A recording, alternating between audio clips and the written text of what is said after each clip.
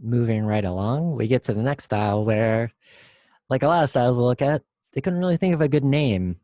So they called it Post-Impressionism, after Impressionism.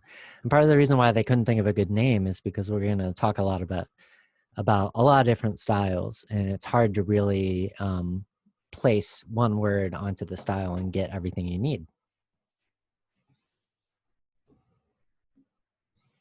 So we'll see some people in Post-Impressionism who are kind of continuing what the Impressionists did. So we see that with Syrah and the Neo-Impressionists, basically taking what Monet did, where he was trying to show things that hadn't been shown in art before, especially effects of light and shadow. And Syrah tries to take that to the next level. And then we'll see Cezanne, who in some ways is the most forward of all of the artists that we're going to look at. And he's actually older than some of the artists, but he's going to have, in some ways, the biggest influence on 20th century art. So we'll look at some of the symbolists, like sometimes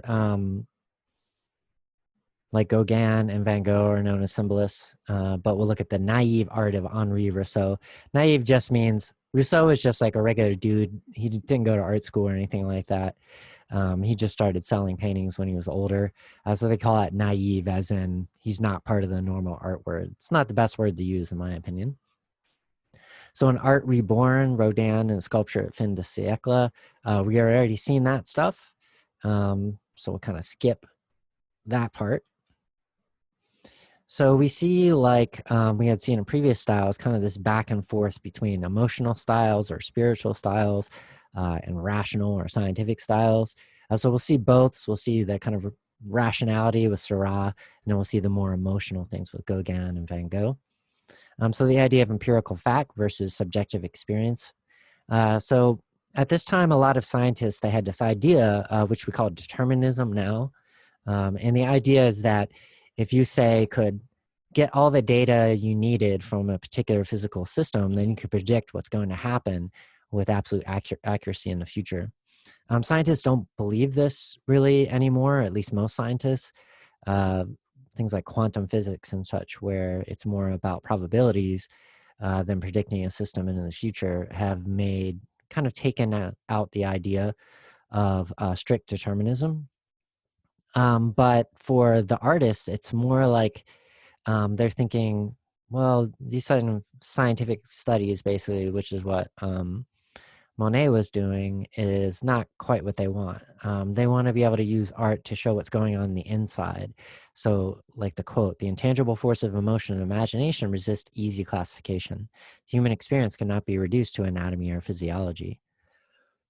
So if you're thinking of Monet, it can't be reduced to just repeating what you see.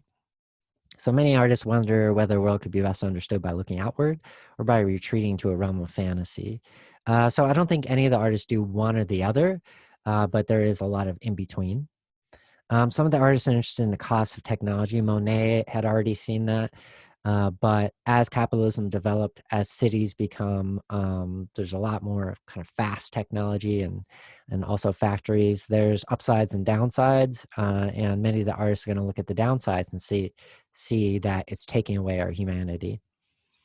Nietzsche had commented at this time a really understood statement where he says God is dead, and he didn't mean that in a literal sense. So if you're a believer in God, he doesn't mean that the being that was God like is now no longer in existence. What he meant is that in Europe, at least, religion and the idea of a all-knowing, all-powerful being above everything was kind of losing its hold on society. And Nietzsche tended to be pretty predictive as far as Europe goes. So they abandoned the realist tradition and it culminated in Impressionism. So if you think of as Impressionism as more, we're going to show what's out there. Instead, we're seeing people saying, we're going to show what's in here inside ourselves and try to put them in the pictures. So more like what many of you may think of art, how it functions today. So Syrah is the first one that's kind of, he's grouped in with the Neo-Impressionists, but he's really just kind of continuing what the Impressionists had done. His style is sometimes called pointillism. He preferred the idea he preferred the word divisionism.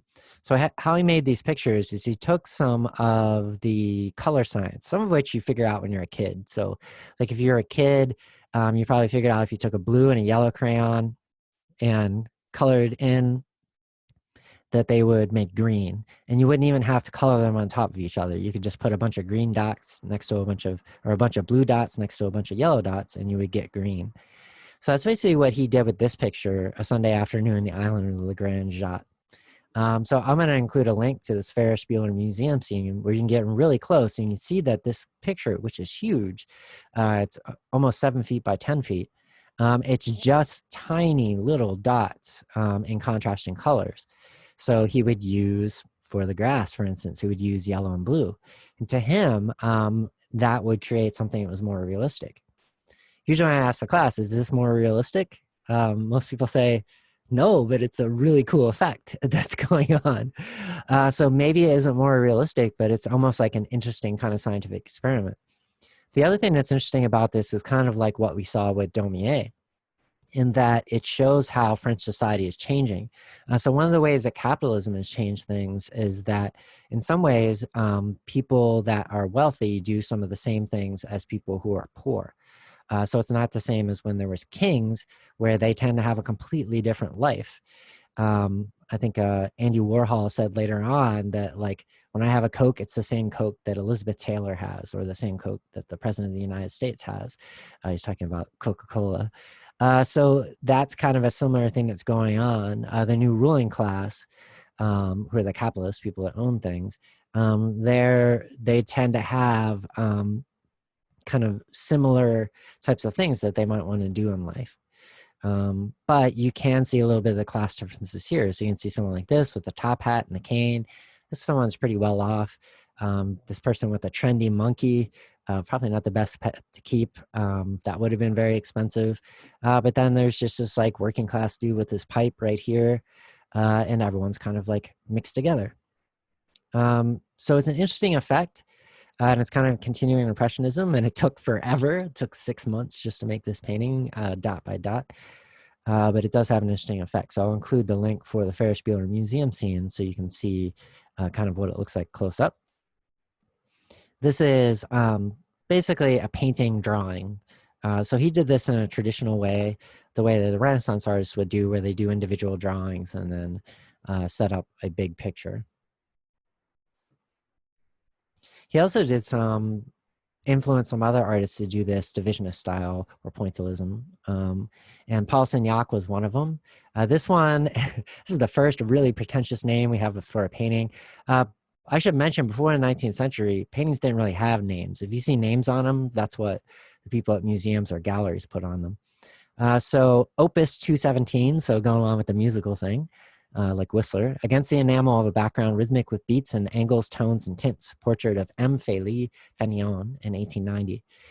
So Fénéon was an anarchist. And usually what I do in this point is I would ask the class, like, what do they think anarchism is? And I'll say words like chaos or something like that. Not so much nowadays, because I think anarchism, people have come to understand it more because of recent political events. So anarchism doesn't have anything to do with chaos or anything. And it's not just there's no government or take down the government or burn things down. Instead, the idea is that the power should come from below. It should come from the people at the bottom of society and not from the people at the top of society. So capitalism is inherently top-heavy, hierarchical, and anarchism is anti-capitalist in that way, but they're also kind of against the forms of socialism like you would see in the Soviet Union, where you have also a kind of authority at the top. So they would be into things like direct democracy, and also they found individual freedom just as important as everyone being able to get what they need. So they're socialists, but they also are libertarian in the old sense of the word, not in the modern sense of the word. Those people are capitalists. So Signac, as you could probably guess, is a disciple of Syrah. And he thought that it would be cool to show this anarchist Fénéon, who was known for being a snappy dresser, so socialists can dress well. And he wanted to use these many patterns and these small dots, all individually occupying their own space, but making a harmony together. And to him, that was kind of like what an anarchist society could be. Everybody does the types of things that they want to do as long as they're not hurting other people. But also everything is provided by the community, and there isn't an authority that's over top of everything who is directing everything. So you make these beautiful, maybe somewhat unpredictable patterns that are harmonious together. So he was the first person, Fainéant, when he looked at this work, to call it Neo-Impressionism. This particular picture was inspired by a Japanese print, as we'd seen the patterns upon patterns. But again, to Signac, this kind of relates to Fainéant's anarchism. So this is The Triumph of the Imagination, Symbolism, and the Naive Art of Henri Rousseau. So Rousseau is the only naive artist we're going to talk about. And that just means he's untrained. But if you look at his work, you probably think this is really cool. And in a modern sense, we would say he has a graphic style. So usually what people mean specifically when they say someone has a graphic style, they mean that there's not a lot of shading. The color fields are very consistent. So it looks more like you would see in graphic design than you would see in painting. But Rousseau is a naive artist in that he thought he was doing like the types of things that Leonardo and Michelangelo were doing. He wasn't, because remember we talked about with Leonardo sfumato, we talked about shading. Rousseau didn't really understand that stuff because it wasn't trained. But when people saw his art, and he was like just an inspector at a municipal toll station. So basically like what we call like meter maids nowadays. That's what he did. And when he retired, he just started painting, and he would go out in the streets of Paris where he lived and just sell his paintings on the street. And artists started noticing that, yeah, he doesn't have this practice style and he doesn't really know what he's doing, but what he's doing is really cool. It's like in the same way that they were impressed by Japanese prints, they're impressed by what Henri Rousseau was doing. So they would invite him to parties and like kind of show his art in exhibitions. And he didn't really understand the art world. So like, they would kind of make fun of him sometimes. But he did have an effect on what artists could do. And he was also kind of aware of the types of things that were going on at the time. So Freud, who was in some ways the first psychologist, but if you study psychology, you'll kind of learn about Freud in like a psychology 101 class. And then at the end of the class, you'll learn why Freud wasn't really scientific in the modern sense. But he did have some ideas about the unconscious that still have an effect on how psychology is considered today.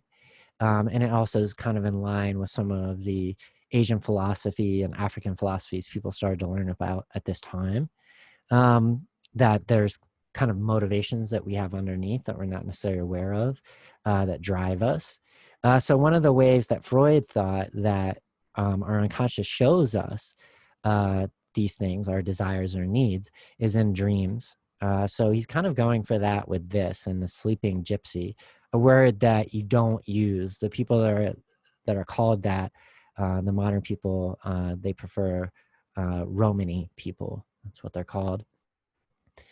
So he's kind of getting that effect, but again, we can see how it has this graphic style. He doesn't know that. He thinks he's doing like Michelangelo, but it does have this like cool effect that everyone recognized at the time.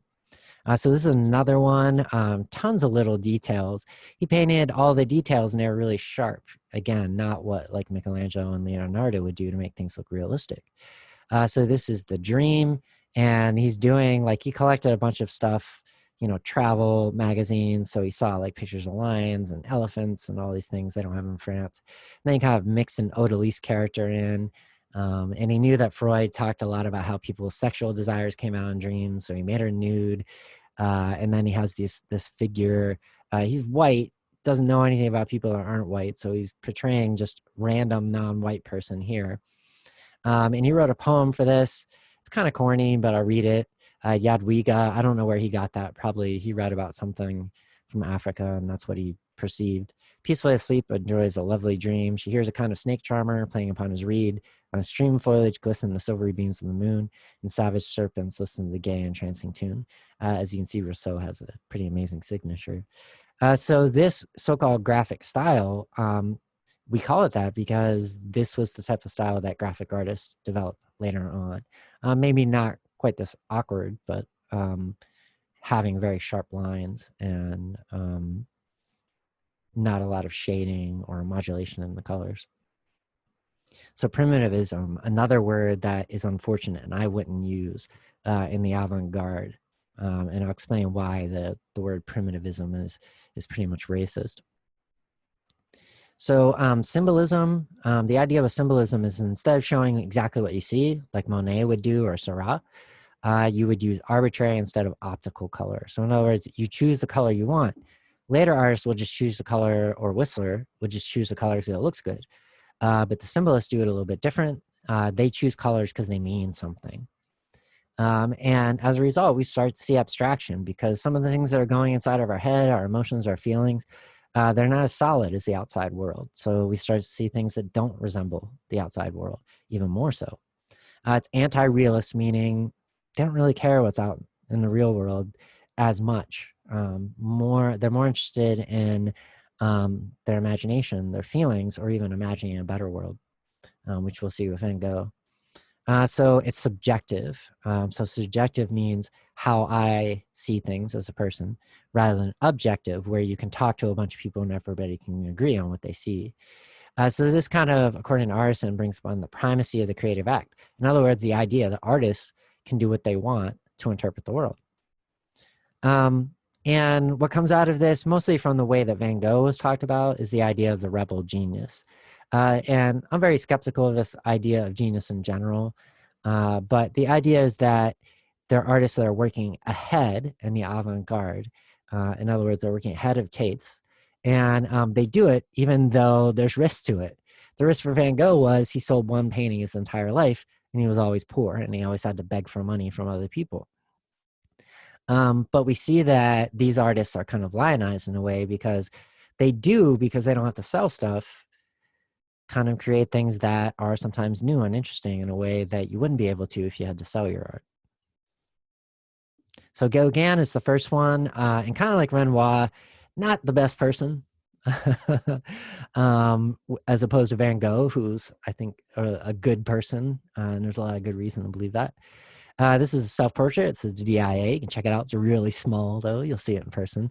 And there's very few photographs of Gauguin, but this is what he looked like, so it's pretty accurate. He was born in Paris, so he's French, like his name suggests. His grandmother was a famous socialist and feminist writer. So if you don't know, socialism and feminism go together like peanut butter and jelly.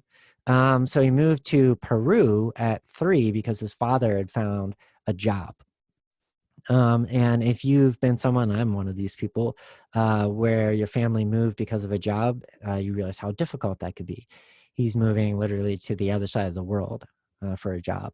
So his father died, which was unfortunate for them. So they returned to France at 7, basically penniless. But the family was able to support him and the other kids. And he was kind of like a little aimless at first. He didn't know what he wanted to do with his life. So he worked as a merchant marine. So that's basically just one of those jobs is like, I want to have adventures, but I don't really know what I want to do with my life otherwise. So you're getting a boat and travel to a bunch of interesting places. And then he joined the Navy, which was a little bit more like of a solid career. After he got out of the Navy, he became a stockbroker. And you might kind of guess this is probably not the best life for an artist. And he made lots of money in the 19th century. Just like nowadays, people in finance could make a ton of money. He got married and had 5 kids, and painting was just his hobby. But he lost his job in 1886. So kind of like the economic depression we're going through now and the one that happened starting in 2007. There was a big stock market crash, and people in finance lost their jobs. It's not what happens nowadays, unfortunately. So instead of kind of trying to figure out how he could support his family in a different way, he just said, see ya, I'm going to be an artist. And he said, you're kind of holding me back. So he left them. And he pursued painting full time. He believed that artists must abandon, and I'm putting this in quotes because in some ways there's good things being said, but in a lot of ways there's racist things being said, and return to a primitive state. So his idea when he looked at the rest of the world that had been the word is explored from the West, but imperialism is the word that I'm going to use. As a European, he looked at them and said, look at their ways. They're all spiritual and they're living the way that Europeans used to live. That's the way people should be. So in a way, like, he had some good points, like people that were living in other parts of the world that were still communal traditions, despite being exposed to imperialism, that can be good for a lot of people. But him looking as a Westerner, he's basically looking down at them and saying, oh, I want to be like these childlike people. So in that way, it's racist. But it does affect his art. Europeans think they can have everything. So the first place he goes to find some primitive spiritual people is actually still in Europe, to a group of people called the Britons. And some of the Britons at this time were living in a similar way to the Amish people live, or Mennonites in the United States today. In other words, they kind of said, we're going to stop time when it comes to certain things. And because we think it, destroys our idea of family or whatnot. And that's the way the Bretons were living. Some of them, they lived in the west of France. Hopefully you might have learned today that people in France aren't all French. France is like a little empire. So they were living kind of like the Amish. They didn't take on new technologies. And they dressed simply like they had in the past, and they were very spiritual. And there's a lot of like upsides to this, and that they have a lot of continuity in their lives and very strong families and communities. So this is very appealing to people like Gauguin.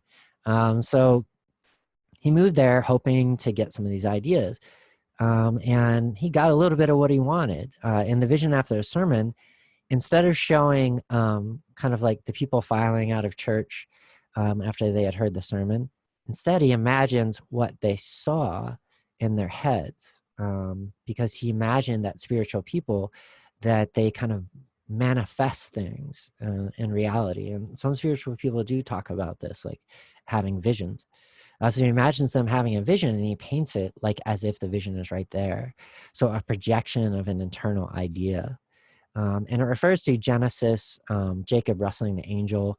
You can look that up, Genesis 32:24-30, and read the story yourself. And it's being portrayed here. It's a very important story for Judaism and Christianity, but we don't have to go over it to understand the painting.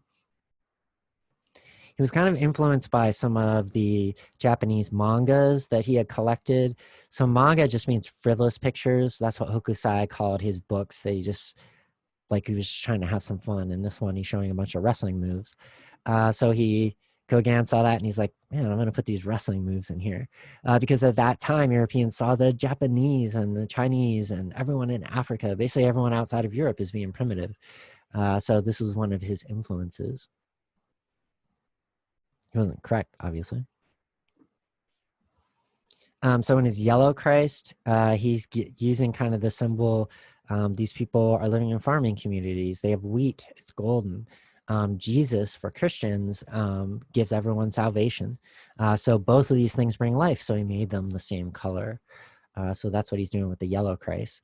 He said, don't copy nature too much. Art is an abstraction. Derive this abstraction from nature while dreaming before it, and think more of the creation, which will result than of the model. It's the only way of mounting towards God, doing as our divine master does, create. So Gauguin here is kind of talking about the same sorts of things that Michelangelo is talking about. The idea of creation and being related only to God and humans.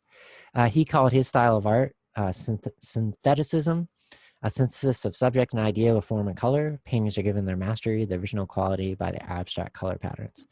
In other words, it's just not just what you see, it's not just the idea, it's the two coming together, synthesized. So he's inspired by Wooden Cross, the church in Tremolo. If you're not aware, some Europeans see the Spanish as being more spiritual people or whatever. So that wasn't good enough for him, because he kind of realized that some of the Bretons were starting to go into the modern world. So he's like, I want something more. And I put the air quotes up, primitive, because it's a racist way of talking about it. And he had heard about Tahiti, had read the stories. This had been colonized by the French, and the native population had already kind of brutally been put down. But in the stories you read about Tahitian women who were very free, and these religions that were different than Christianity, where people believed in nature gods. Both of these things are actually kind of true. But you can imagine he's a European dude. He just wants to go over there and get with some young women. But he also was hoping to get to people who he thought would be more spiritual. So he moved to Tahiti and was kind of disappointed because he didn't know like how imperialism works, where one of the first things that imperialists want to do is destroy the native religions. And that's because those give people a sense of community, and people that are working together have a sense of community and can also revolt. So he was disappointed that a lot of people were wearing clothes and had dropped their old followings and were now Christians. But he stayed there because there weren't planes back then, so it wasn't exactly easy to leave. And he started to make friends with some Tahitian people and ended up there the rest of his life. So this picture is at Toledo Museum of Art, and you can see right away what he saw, just the incredible color. These colors aren't necessarily exactly what he saw, but in the South Pacific, they do have kind of more colors than you would see, say, in the west of France. So since the Tahitians weren't following their traditional religions anymore because they've been destroyed by imperialism, he made his own kind of like religious figures by synthesizing together a bunch of different religious pictures they had seen. So he said he was inspired by Buddhist and Egyptian pieces, but I'm thinking he saw more West African pieces because of the proportions. So I'll give you some ideas on what he might have been influenced by. This particular piece on the left is from Angkor Wat. It was this massive, incredible empire from the 13th century that had been swallowed up by the jungle, but in Cambodia. But then some Western archaeologists had found pieces of it, and they cleared the jungle around it, and they found this like tremendous city, which was an empire called the Khmer Empire. So the Buddhist art they made in the Khmer Empire has faces. Buddha, just like Jesus, is kind of shown however the local people look. So with a kind of Cambodian face with wide cheekbones. And you can kind of see that same sort of face going on here. But I think the proportions, you probably saw some African art. So on the left, we have an Oni. This is from West Africa, modern day Benin and Nigeria. And the Oni is a king. And this isn't supposed to represent a little person. Instead, they made the king's heads larger because it showed his wisdom. So he's kind of taking these proportions that he most likely saw from being exposed to some of these African pieces that were making their way into Europe before he left. So with this one, he's doing his thing on an odalisque, but he's also making it kind of vanitas. Remember when I talked about life is short? But for him, instead of saying life is short, therefore, in the old ones, they would say life is short, so you have to be careful and not spend too much money and have too many luxuries. Instead, he's like, life is short. So you have to kind of enjoy like the beauties of youth, like this person that's sitting here. But Gauguin was getting old himself and kind of getting sick as well. So he realized that death is always watching. So the glowing skin that he sees in his, I don't know if this is a girlfriend or what, but obviously very young, is something that is short for this world. So he calls it the spirit of the dead watching. So similar to this, except with his own ideas. So this last one is an allegory. So remember what I said, an allegory is each individual picture has a definite meaning. So it's not really symbolic in the same way. And it's called Where Do We Come From? What Are We and Where Are We Going? He was really sick and knew that, he wasn't going to live forever, and he was in a lot of pain all the time. So he was thinking of committing suicide. So not in the way that people with depression do, but in the way that sometimes older people do. And they're like, okay, it's not worth it, all this pain. So he wanted to make this magnum opus beforehand. He tried to kill himself afterwards, but he kind of failed. I don't think he had access to any guns or anything at that time, so he failed. But he did eventually die anyways. So the idea with this picture is he wanted to show, and right away, I think most people notice like the symbolism he's going for. He has this Tahitian woman, and she's Eve. And again, there's kind of a racist view going on here that people in other parts of the world, that they're like innocent, like the Adam and Eve in the Bible, but also ignorant. Remember, that's how Adam and Eve were in the Bible. They didn't know they were naked. So it's a little bit racist, but his idea is that life starts out like this, and then you have like the kind of wonders of youth, but then you get old and die. People talk to each other.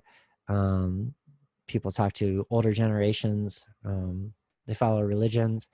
So all of these things. And that was the idea with where do we come from? What are we and where are we going? It's not just like Tahitians. He's saying there's more to it. This is like humans in general. So Eve right there. Most people recognize that because of the apple. So Gauguin, not the best person, but Van Gogh was a very interesting person. I'll include a link to some of his diaries where you can read everything he said, and he's, I would say, a very good person. So he didn't live a long time. He died when he was only 37 years old. And he had a pretty hard life, and he battled mental illness. We don't know what it was for sure, but I'll talk about that in a moment. Some people think maybe depression or bipolar. He came from a pretty well-off family, so that was good. And his father got him a job as an art dealer, and he moved to England, and he got a girlfriend, and everything was going kind of well, but it wasn't really a life for him. He was more a creative person. He didn't want to sell art to rich people. He didn't think that was particularly interesting. So he basically just left the job and the girlfriend, and came back to the continent of Europe. And he studied to be a reverend. His dad got him into this theological school, and he failed out immediately. So instead, he became a lay preacher. That just means someone that assists a church or a congregation, but they're not trained like priests are, in a Belgian coal mining area. So his idea was he wanted to go where people are suffering, and people that are coal miners were definitely suffering, or people in factories or such. And he wanted to kind of like serve them, live among them, and hopefully bring up their lives and make them better. And in 1880, he first started to draw. His father saw what he was doing. He said, "Is this what you want to do? Here you go. Go to this school. I'll get you in." So he studied art in Brussels, The Hague. Van Gogh was Dutch, and Antwerp. And just like the rest of the artists, he said, "Well, I'm not going to get anywhere unless I go where all the art's being made." So he goes to Paris in 1886. He met Syrah and Gauguin, and he struck up a friendship with Gauguin, a rather torturous one. He wrote letters to his brother, and I'll include links for 2 different sites that include all of these. You can even look up his paintings, and you can find letters where he's talking about the paintings. One of the most relentless documentations of the search for self in a literary history. So Van Gogh was very hard on himself. He never thought he was a great artist. But he also, you can see when you read this, I think, how much he cared about other people, and he wanted to make his life better and other people's lives better as well. So when he lived with Gauguin, he first realized that he had some type of mental illness. He called it his madness. There's a bunch of different ideas on where this is coming from. One of them is Hans Kaufmann and Rita Wildegans. They talk about how Gauguin might have actually been the person who cut off Van Gogh's ear and not himself. Gauguin and Van Gogh lived together for a little while in Arles, which is a place that Van Gogh hoped to create an artist community, a kind of socialist utopia of sorts, and build it out from there. And he invited his friend Gauguin, and they used to get in fights all the time because Gauguin's kind of a douchebag. And Gauguin had a sword, and he was fond of, when they were arguing stuff, he wasn't violent, but he was fond of like kind of waving it around. And in this, Kaufman and Wildegans, they say that it was probably during one of those arguments, and they show there's a bunch of police records from the time, around the time that he made the painting of his ear cut off. So it was probably an accident, and Van Gogh just didn't want to tell the cops that Gauguin had done it because he didn't want him to get in trouble, because Van Gogh's too good of a guy sometimes. So they make this argument that that's what happened. So mentally ill, but maybe not in the way that you think. Derek Fell says that maybe it's a result of replacement child syndrome. So if you're not aware at this time, if somebody had a kid, if there was their first kid and they give it a name before it was born, and if it died, they would give the very next kid the same name. So he had an older brother who had died in infancy named Vincent, and then he was next, and they also named him Vincent. The basic idea with the replacement child syndrome is something that some of you might be able to relate to. It's the idea that you can never live up to the expectations of this perfect being, the child who was forever innocent. So they believe maybe his overbearing father, which we have lots of evidence of, who expected a lot from his kids, may have made things extremely difficult for him. And then other people had guessed by looking at his writings, psychologists, he was bipolar, so manic depressive. And some people related to creativity, but Van Gogh himself wouldn't. He said when he was really going through an episode where things were difficult for him, he didn't create art. So sometimes people ask me, do you have to be mentally ill to make art? No, you don't. And in fact, even people who have mental illness wish they didn't, so they could make art in more efficient ways. So his earliest art, he doesn't think it's very good, but he is kind of working with the realist tradition. He liked what Dickens said, who was also sort of kind of a socialist. The best art is about the sufferings of the poor. So if you've read like A Tale of Two Cities or even A Christmas Story, it talks about, basically the wealthy and their selfishness and the struggles of the poor. So he's doing that with the potato eaters. So potatoes at that time, you probably love them and eat them all the time, but at that time they were associated with poor people because they basically grew anywhere, and you could get a lot of calories, not good calories though. So these people are at night eating after a long, hard day's work, not looking so good. Who knows how old she is? Maybe she's my age, but looking much, much older. So it was a traditional style, but he thought he wasn't very good at what he was doing. What he was trying to do, and he wasn't succeeding at. But eventually he moves to Paris and he lightened his color palette. He saw some of what the artists were doing, the Impressionists. And he found that yellow was his favorite color. Here he is in the self-portrait. This is the DIA wearing a yellow hat. For some of the same reasons we saw with Gauguin. Yellow is the color of the sun. It's the color of wheat. It's the color of everything that brings life. So to him, yellow was an important symbol, and he liked to put it everywhere.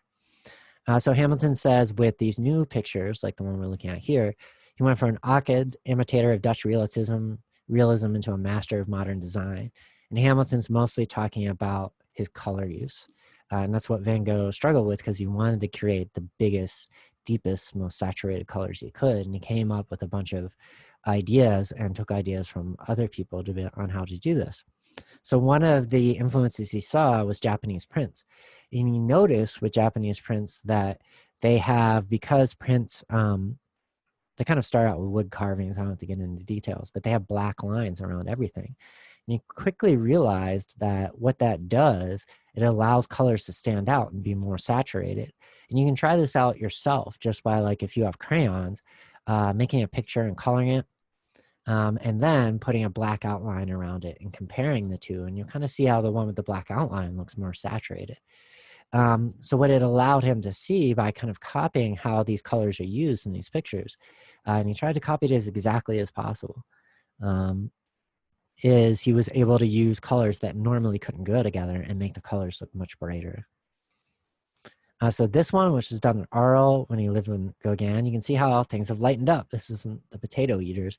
We see all the sun like you would see in the south of France in this area. But a lot of people look at this and ask my students, what do you think? And sometimes they kind of feel like everything's going to slide towards you. So some people interpret this as perhaps that Van Gogh is a little off balance. Van Gogh himself, he interpreted this as saying, man, I'm not getting this quite right. I'm trying to get it right, but I can't quite do it. But you can see how already he's using these black outlines around everything they learned from Japanese prints. And it makes colors that normally wouldn't stand out next to each other, like this kind of golden wheat colored yellow and this light colored brown, and makes them stand out. You can put different colors of green next to each other and they'll stand out. So we get that going on. And you notice how his strokes are really big and rhythmic. You kind of discovered this by accident. and that he was trying to draw something quickly, some wheat fields, and he noticed that, wow, it looks like things are moving. There's movement to things. It has more energy that way. So he started using these big giant gobs of paint. Sometimes just use his fingers and not even mix the paint. When you see Van Gogh paintings in person, I would encourage to get as close as you can without setting off the alarm bells, and even look at it from the side, because he's using big globs of paint on this one. So this one kind of refers to how he's realizing that he has a lot of issues. It's called the Night Cafe. And most of the time I ask the students, what do you think of this guy right here? And they'll say he's a doctor or a pharmacist. In a way, he is kind of like a pharmacist. The outfits that we have for pharmacists today, they actually come from the outfits for bartenders. And that's because in the 19th century, people saw bartenders and pharmacists as doing the exact same thing.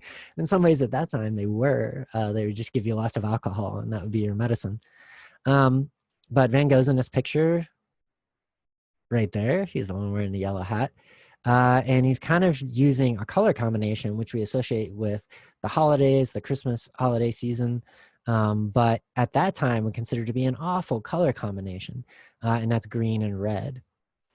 So he says, it's one of the ugliest pictures I've done. He's even making the bartender have an orange face and green hair. One of the ugliest I've done, color not true, but to suggest any emotion of an ardent temperament. So someone that's kind of off balance. By means of red and green, try to express the terrible passions of humanity. The idea that the cafe is a place where you can ruin oneself, run mad, or commit a crime. So he kind of saw an association with alcoholism and the way that these establishments kind of encourage that, and the bar fights and, lost jobs and broken families that happen sometimes as a result of this. But he also liked to look up, like he loved sunflowers, and to him, that was like the sun and like the wheat fields. It was a beautiful thing that could be inspiring.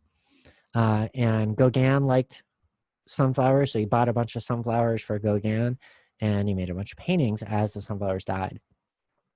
The problem is that most people, if they're painters at this time, they wouldn't try to do sunflowers because it's different shades of yellow. And like Hamilton says, yellow are the most unmanageable of colors because it emits so few gradations. The word gratitude, sunlight as a cosmic manifestations of life. So he wanted to learn how to use yellow, and he struggled with it and figured out how to do it. Some of the yellows he's using are new types of paints. The one on the right is using chrome yellow. So it was kind of cool. One of the reasons why he could do what he did is that art painting wasn't as expensive as it was in previous times. Industry was making paints and regular people could buy them. And some of them were made in such a way that they would be something you'd never seen before. And chrome yellow was one of those. This one, the sunflowers in the National Gallery from London, cannot really be photographed. Like, this yellow is almost golden. But you can see how he's using his outlines, sometimes not using black, using other colors. And that way the yellows stick out, and we see different shades of yellow. When you get in close, you can see how sometimes he's using his fingers. He's using big, giant gobs of paint. These are almost sculptural gobs of paint. With this one, Madame Augustine Rouland, Rocking a Cradle, you can look this up, La Berceuse, and talk about how he struggled with this painting. His idea was that he heard about sailors like Gauguin who were up at sea and away from their families for months at a time.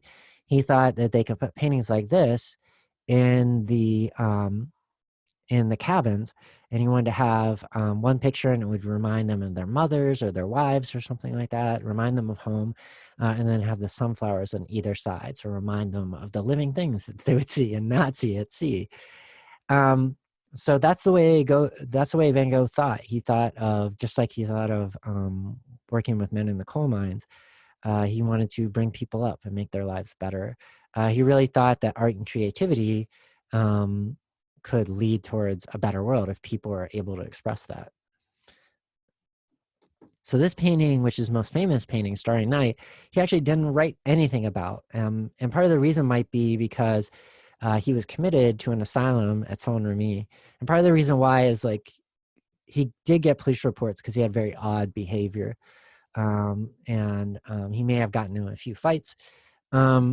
So he didn't usually work when he was going through these sorts of episodes, but he did make this painting, but he didn't say anything about it. What Hunter says is trying now to exaggerate the essential and to leave the obvious vague. So in other words, it's not like he was hallucinating. He just like looked at the sky and said, "Look at all these stars. This is what I want to show." And he also has some interesting things going on with the composition. Like he has this bush that's in the foreground that kind of matches the church in the background. So Van Gogh definitely saw churches as part of communities and something. He wasn't as critical of religion as other people. He's critical of religion, but he wasn't critical of their function in communities. So with this one, he liked to go out with his canvas and literally paint what he saw before him. So in this one, we see someone working in the fields, and I don't even have to tell you, it's windy, right? So his big gobs of paint, they kind of create an energy where we can see the wind along with the smoke that's in the background. So the last painter we'll talk about this section is kind of different, but also influential. It's Henri ToulouseLautrec. He's pictured on the left. You might notice that his body proportions are kind of unusual.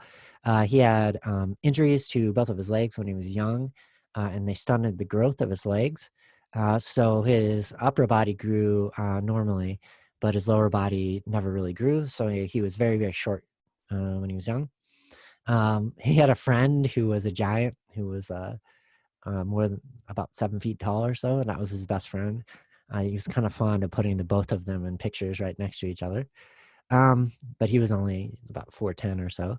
On the right one, it might look like he's making fun of Japanese people, but he's not.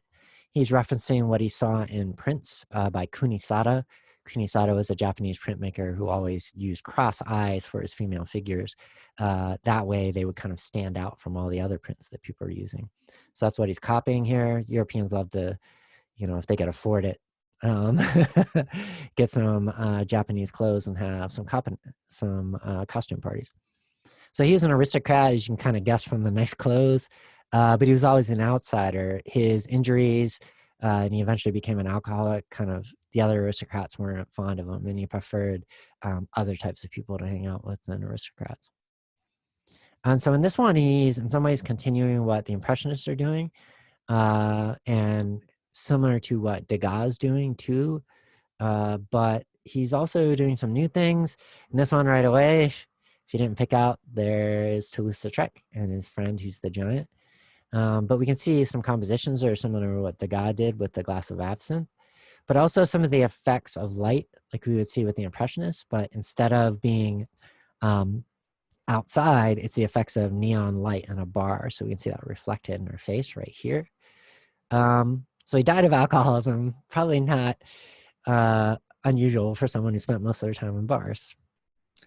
But his biggest influence was on prints. And when you see his prints, you probably recognize it because they're everywhere.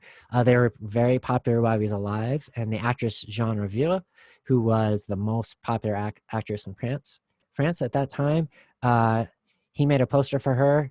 And that show had a lot of people. So she said, she put 2 and 2 together and said, he's a good poster maker, and kept hiring him. So he made a bunch of posters. But Toulouse-Lautrec was fond of like dirty jokes. The French in general are kind of fond of it. We've already seen that before. So what he liked to do, and you can look this up yourself, Google Shunga, Shunga prints.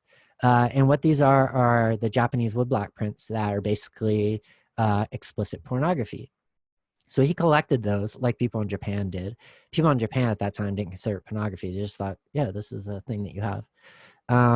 So all of his pictures that are posters are basically copies of these pornographic pictures. He just substituted other elements in the picture.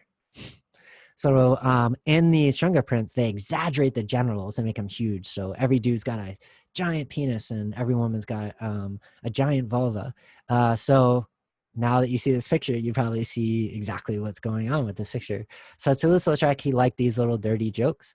But his kind of graphic style, where it seems like it's drawn and it's very simple but very active. And again, he's kind of taking these types of compositions from Japanese prints, not just the subject of pornography, but the kind of energy of it. that was really influential. You still see people trying to make posters in this style. So the last artist is in some ways the most important, and that's Cezanne. Cezanne was looking forward. His idea was, if I'm going to do something new, I should start from the beginning. So his idea was, I'm going to treat myself like I never painted before, and I'm going to do things that students do. So one of the things that students do are still lifes, but he wanted to try to do everything in a new way. So he wanted to make a more dynamic composition. And usually what people talk about when they say dynamic composition, they mean it makes your eyes move around. But in his case, he literally wanted to make it look like it was moving. And this was kind of a little bit of a joke because still lifes are called nature morte in French, which means literally dead nature. But he wanted to take this dead nature that was sitting still and make it look like it was moving and still at the same time. And he also wanted to kind of point to the fact that painting isn't real. In other words, when you make a picture, no matter how realistic you make it look, or how much the way the realists are doing it, trying to make something exactly how it is in real life, it's fake. So oftentimes he would want to point to things that are fake. So if you look at this table, it looks right at first, but you'll notice kind of how the table ends here. And then for some reason, it starts over here. So at first it looks like this picture where everything's kind of right, but then you start seeing details and everything's kind of wrong. And it looks like everything's spilling off of the table. So for him, this is a way to point at how does painting get made? He wanted the viewer to be able to figure that out, kind of like a trick. So that's what he does with this. When he says treating nature by the means of the cylinder, the sphere, and the cone, he doesn't mean he's just painting simple shapes. He said he wants to kind of start over and think of different ways of creating things. So when you're an art student, you start by starting with cylinders and spheres and cones. So he's kind of doing that with nature. He's saying, I want to start over and paint it in a different way. And one of the things he discovered, and this is based on kind of what other people are doing, where they were like Monet, where Monet's trying to be realistic, but sometimes all the colors would be the same and would make the picture look kind of flat. Think of the waves picture that we looked at before. And he was like, that's a cool effect that I kind of see sometimes in real life. When I look at something, sometimes I can't tell if things are in the background or the foreground. And he called this idea where when you look at something close, it seems to be in the background. And when you look at something in the back, it seems to sometimes be in the foreground. He called that passage, meaning things were passing from the foreground into the background. So you can see that with these trees. They're close to us as the viewer, but then when you see them over the mountains, they seem to almost mix into the clouds, and you can't tell what's clouds or what is a branch. Same thing with this branch here. It's coming out, but which is part of the mountain and which is part of the branch? These things are kind of passing into each other. And he does it so that all the lines are correct. Like if you took all the color away, it would look much more three-dimensional. But because of the way that things are placed next to each other, it kind of makes the picture look 3D and flat at the same time. So Cezanne is pointing to painting. He's saying, this is a trick. But he's like, I'm also going to do the trick really well, but I was also going to show you that it's fake. And that's basically what Passage is doing. At the bottom of this painting, you'll see there's big empty spots of canvas. So Cezanne was kind of humble. He would say, if there was a part of the picture and I didn't feel like I could do it well, I just skip it. So that's what he's kind of doing. He said, especially when he tried to do like bushes or underbrush, he couldn't do it well. So we just kind of leave that part blank. That's what we're seeing here. And you can really see the trick here. So when you first see the Cezanne, you might think his paintings are kind of boring, but you understand what he's doing. They're super interesting because each of them is a puzzle. So when you see her, if again, there was no colors or patterns, the lines are all in the right place. But he arranged her in such a way that she can both look, this dress can both look flat, or you can see her as she is. Her knees are coming out towards us. So the lines are correct, but he picked exactly the right angle where we don't see the bend of her knees, so it looks flat in the front. So he's using paysage again. And again, by having these patterns, which are pretty much all the same, it flattens out the whole picture. All the lines are right, but through these little signals, he's showing us that it's flat as well. Not an easy thing to do. That's why artists think that Cezanne's so cool. So finally, as he got older, he said, okay, I can make important paintings. So one of them is history painting. And history painting basically means like doing a religious subject or a philosophical subject. So at the time, the painters in academic colleges who haven't really talked about the work they're doing because it's kind of boring, they made like nudes to be great symbols. So I did that with the bathers. And you can see I was using his passage. Again, can you tell where trees, what's in the foreground, what's in the background? Everything is kind of fluxing in between the two. And if you think this is unfinished because it's just unfinished, yeah, it is. So he didn't intend it to be this way. Oftentimes he would work on a million things at once and not finish. So these ideas of showing painting as a flat canvas, it seems like obvious, but it's actually in some ways going to have the biggest influence on what we'll see in 20th century art.